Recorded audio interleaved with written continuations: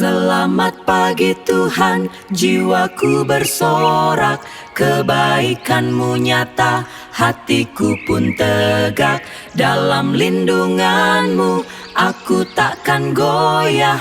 Hari yang ceria, penuh berkat melimpah, karunia-Mu nyata. Cinta-Mu tak terhingga. Shalom, selamat pagi umat-umat Tuhan. Renungan pagi pada tanggal 24 Februari 2026 berjudul Hubungan Karunia Roh dengan Alkitab bagian kedua. Sebelumnya, mari kita berdoa.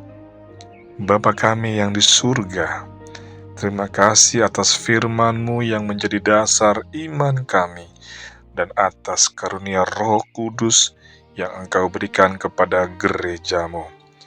Bukakan hati dan pikiran kami agar memahami maksud-maksud-Mu dan menggunakan setiap karunia untuk kemuliaan nama-Mu. Di dalam nama Yesus kami berdoa dan mengucap syukur. Amin. Yang menjadi ayat renungan terdapat dalam 1 Korintus 12 ayat 28. Dan Allah telah menetapkan beberapa orang dalam jemaat. Pertama, sebagai rasul, kedua, sebagai nabi, ketiga, sebagai pengajar.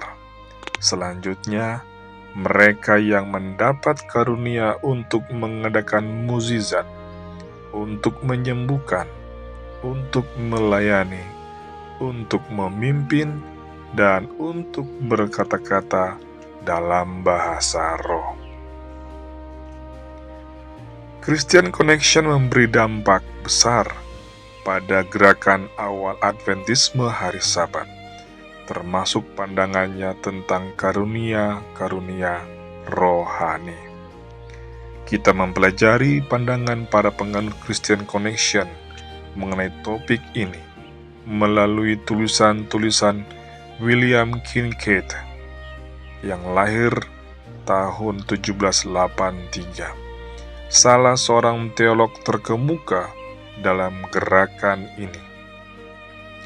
Kincaid menulis pada tahun 1829 bahwa pada masa mudanya ia menolak menyebut dirinya dengan nama apapun selain orang Kristen, dan bahwa ia tidak akan menjadikan buku apapun sebagai standarnya selain Alkitab.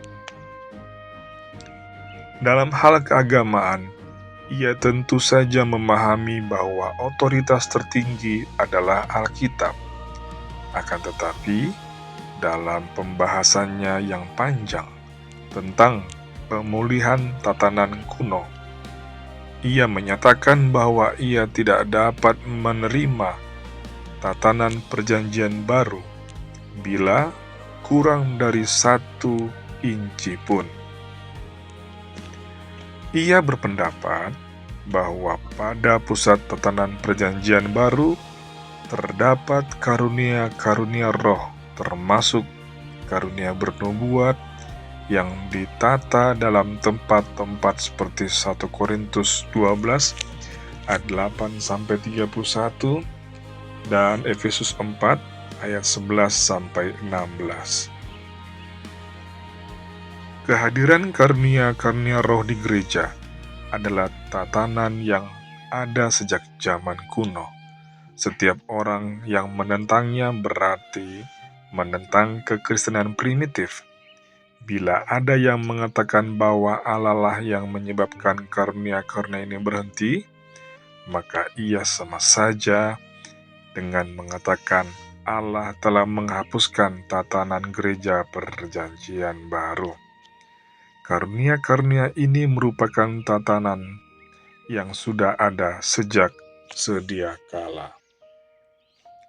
Kincaid berpendapat bahwa karunia-karunia itu bukanlah karunia sementara yang berakhir pada zaman Rasul.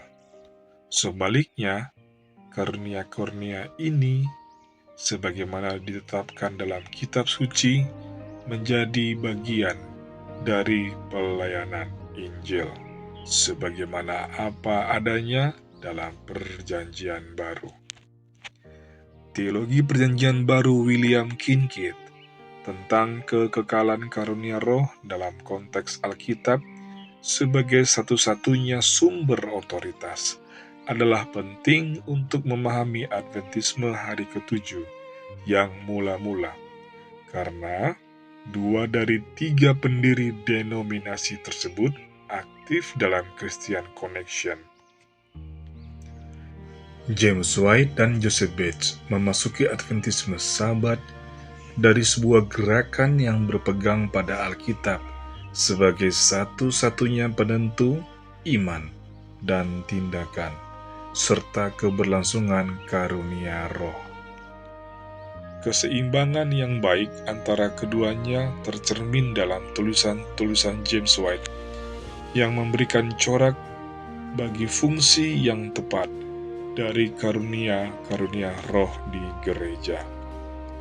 Ya Tuhan, Bapa kami yang baik, kami bersyukur kepadamu karena Engkau telah begitu peduli terhadap gerejamu, sehingga Engkau mencurahkan karunia-karunia roh kudus. Bantulah kami agar lebih bijaksana dalam menggunakan karunia-karuniamu. Yang menjadi kesimpulan renungan pagi hari ini adalah Alkitab dan karunia Roh Kudus tidak saling bertentangan, tetapi bekerja bersama untuk membangun gereja Tuhan. Firman menjadi dasar kebenaran, sementara karunia Roh menolong umat Tuhan bertumbuh, melayani, dan dipersiapkan bagi kedatangan Kristus. Demikianlah firman Tuhan pada pagi hari ini. Mari kita berdoa. Bapa yang di surga, ajarkan kami menghargai setiap karunia yang Engkau berikan. Tolong kami menggunakan karunia itu dengan kerendahan hati, hikmat, dan kasih, sehingga gerejamu dikuatkan dan namamu dimuliakan. Dalam nama Yesus kami berdoa dan mengucap syukur. Amin. Kiranya tangan Tuhan yang penuh kasih memberkati semua kita sepanjang hari ini. Amin.